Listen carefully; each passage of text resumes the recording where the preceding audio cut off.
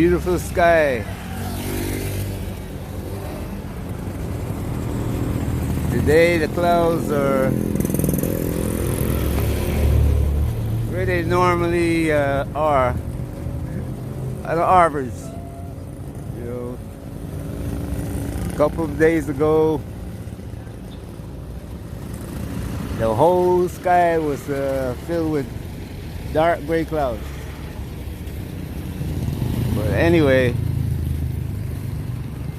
it's August, midway through the rainy season, going towards the end.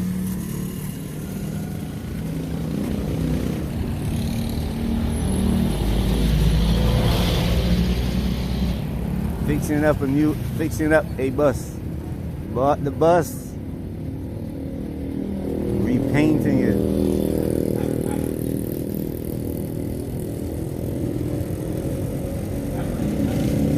Public transportation here is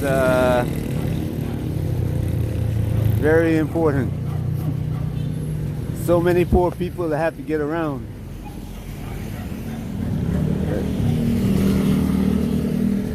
From this to buses, only those with wealth and what people will call middle class, or somebody who has somebody in America or somewhere else in the world, travel by aircraft.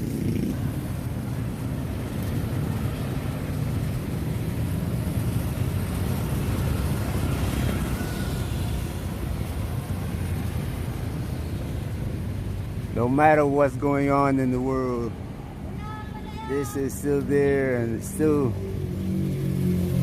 it is the joyful part. That mountain is like a boundary. When you look at it, it's something like it's there every day. In your lifetime, it may never move. So it's like the strength against the wind, against the clouds, against the sun. The most powerful forces in the universe, and the mountain remains. But though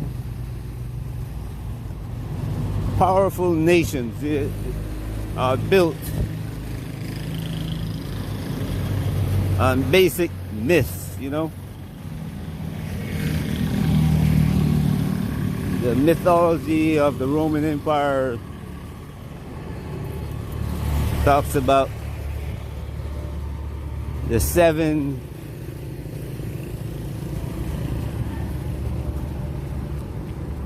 wolves.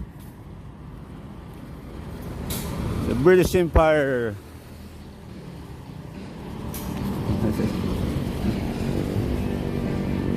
have their own mythology, and you come all the way up to the American, and people believe it, but equality for all is just a myth. There can never be equality for all, especially in a system such as ours.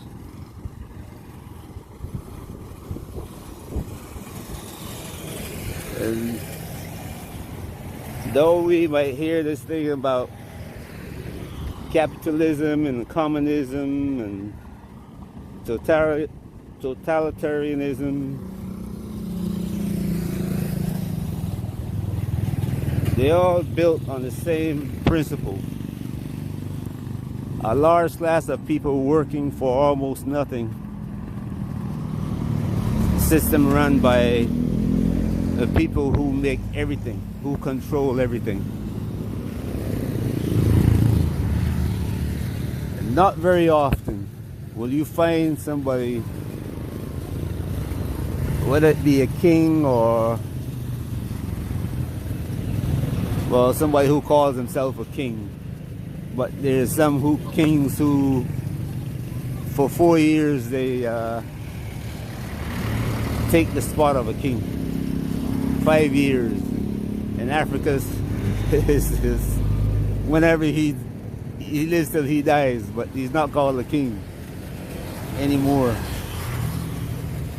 You know, the traditional leaders, they too, they do the same thing. They keep a large part of the population. In the case of Africa, it might be 95%, 98% enslaved. And then you have another 1% who may be a policeman or in the army. That's not to protect the people, the whole population from invasion, but to protect the traditional king and the president that's selected by some European country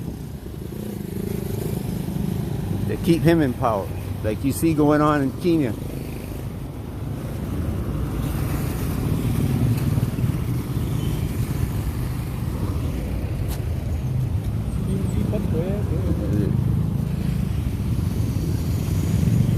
Not only in Kenya, but Ghana,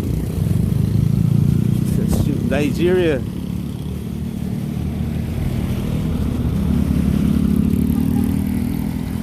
See in Cameroon where the whole country is being destroyed just to keep one old man and his family in power.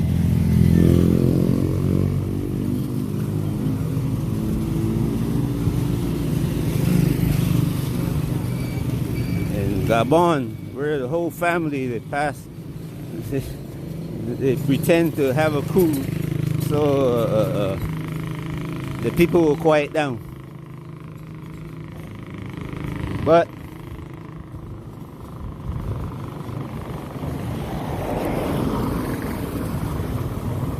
what you see happen in America affects the whole world.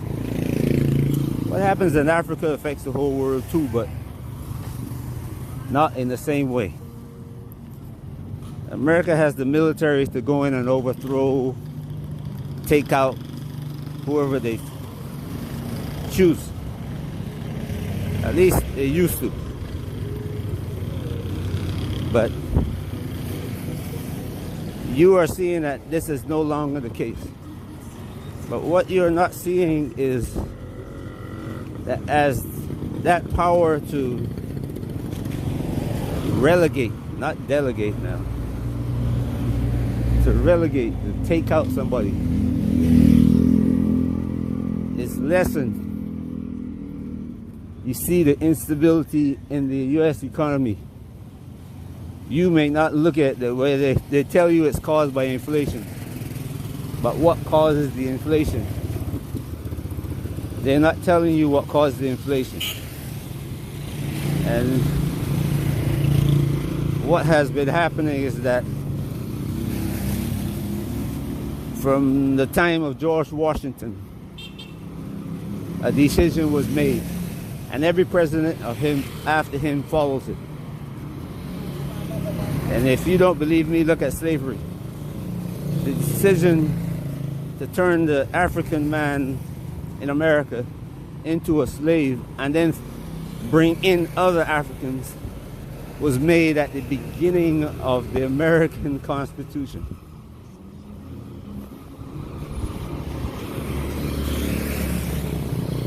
After the events of the war,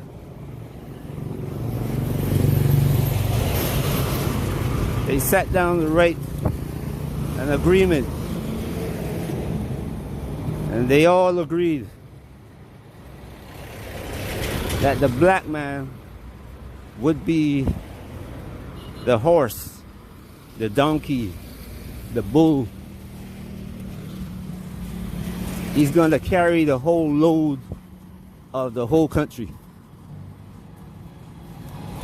Everything that has to be moved or built, he's going to do it. So the mythology of freedom for all is just that. You have some that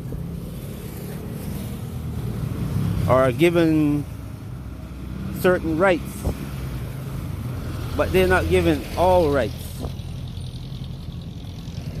They are given just enough rights, just enough to get them to perform what is necessary to keep them satisfied and not even happy, because no man is happy in America today working 16 hours a day. None. Even the man who owns the business will tell you, I work 16 hours a day. The government comes in and takes almost 50% of what I make in taxes. So he's not happy. The person who works for him is not happy because he may work 16 hours a day too. And the government does the same thing to him. But guess what? He elected those people. He went to the ballot box and put those people in there that are now taking his freedom from him. And he too, although he's got a PhD, or she now most of the time, he's got a PhD. And he will help to write the policies that take away his rights. He gets hired by the government or by a court.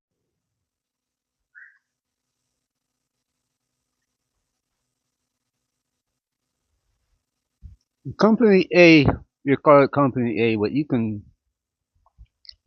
put the name of any corporation in America in that. Any large corporation. From the NASDAQ 100, let's say, for instance, or the Dow Jones 30. Any corporation. They could sell soft drinks or food, farm equipment, make airplanes,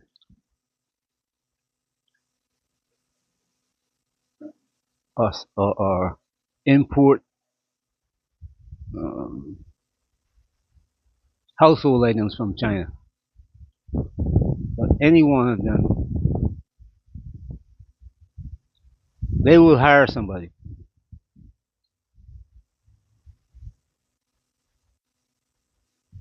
And they will put them in the Congress of the United States.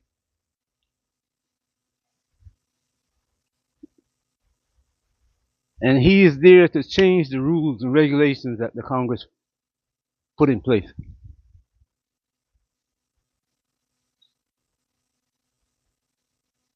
They find a hole in the Constitution and they'll go to a think tank that representing, any number of companies in America, whether it be military, industrial complex, or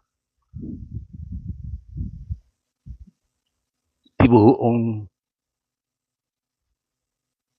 tens of thousands of acres of cattle grazing and industrial farmland in America.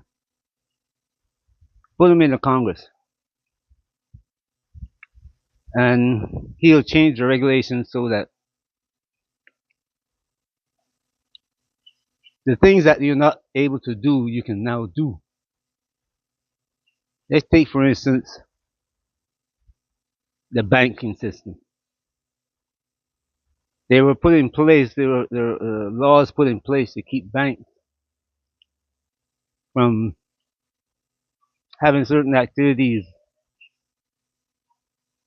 in the United States, performing certain activities. Now you come along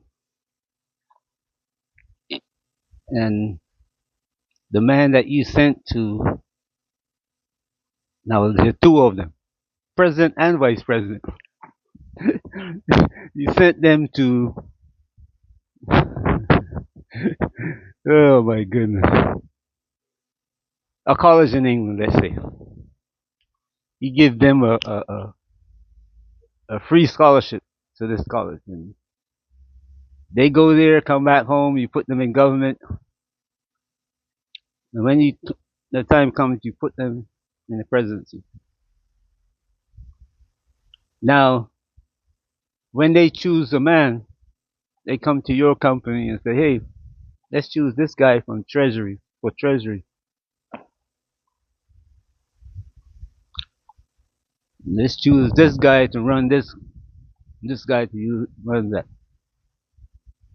So now all of these secretaries, they get together. They all come from corporate America. They get together, come up with a plan to allow the banks to get into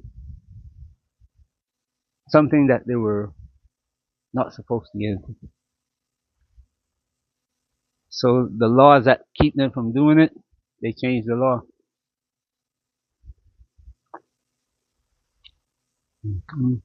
Fast forward to 2008,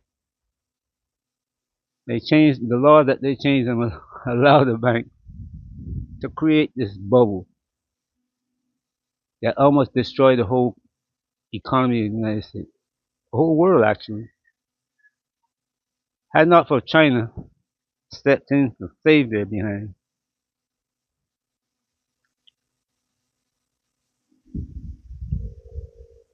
What is approaching now will have happened in 2008. But now, the inflation that they're blaming is not really caused by itself. It's caused by actions that these people took.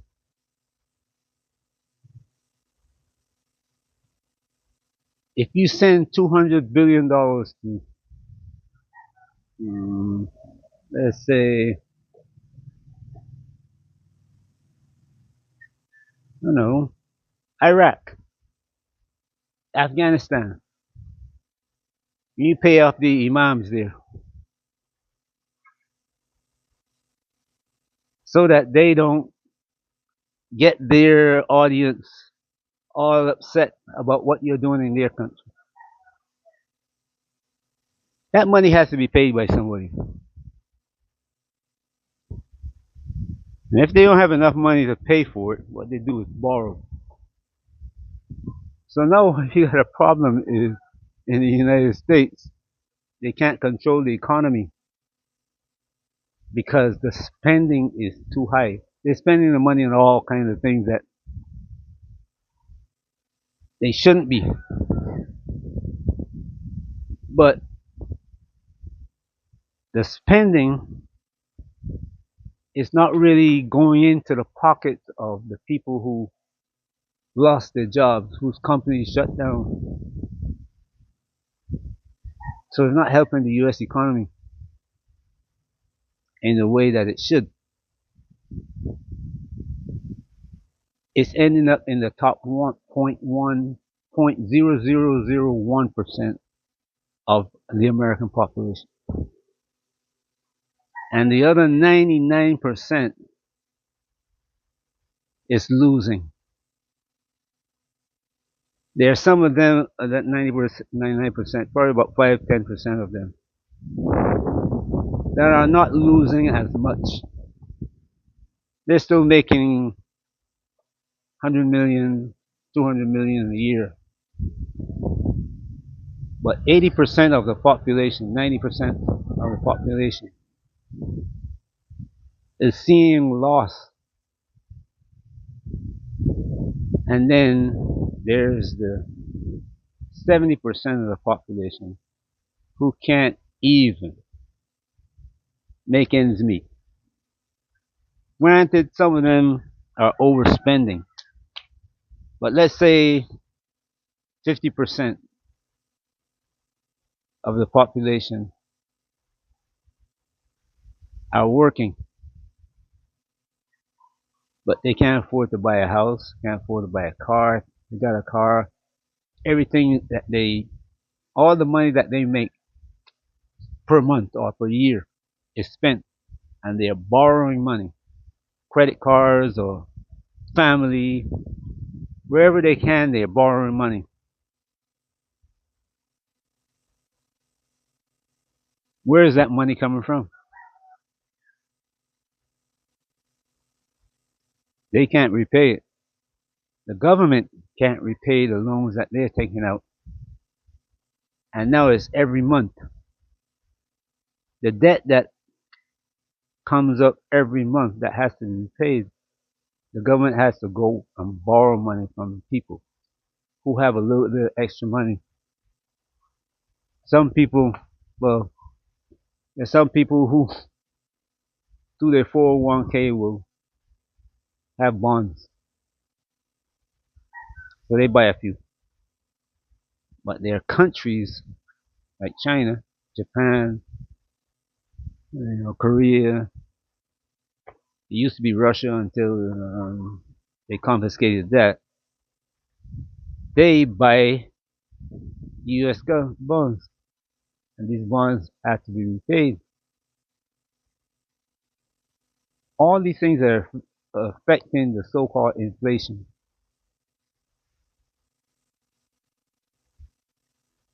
The problem is not the 3% that they talk to you, that tell you that it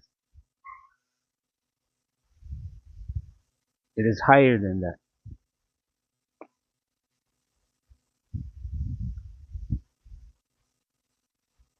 And that is one of the things that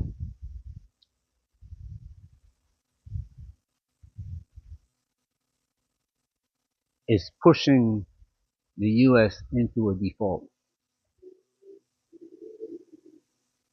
Or should I say, when I say a default, not only monetary default, but military default. Because now the cost of buying weapons, the cost of buying those weapons that they used to use to force people to do what they want is so high. The wars that were created has created such animosity that they have had to be fighting all over the world now. And due to the cost of the weapons and the lack of weapons availability, we have a problem that we're running out of weapons.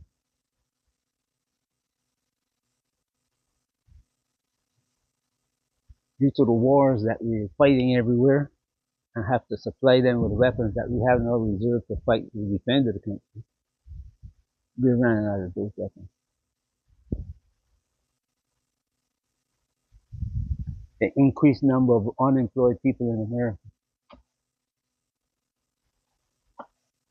is stressing on the economy.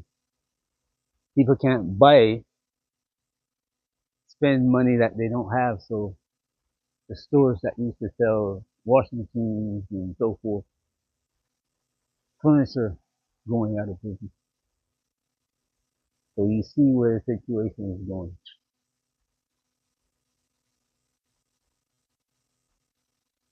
Wherever you are, I hope you're watching this carefully and making plans to. The word I used before is diversify. If you haven't done it yet, your money, your life. Where if you have a house in some place where it costs too much, move to a lower cost place if you can afford to. Some of you are going to say, I'm going to buy my car every 3 years if it kills me. Well, up to you. But that 70 grand that you're going to buy a car with, buy a piece of land and learn how to plant food on it. You're going to need it.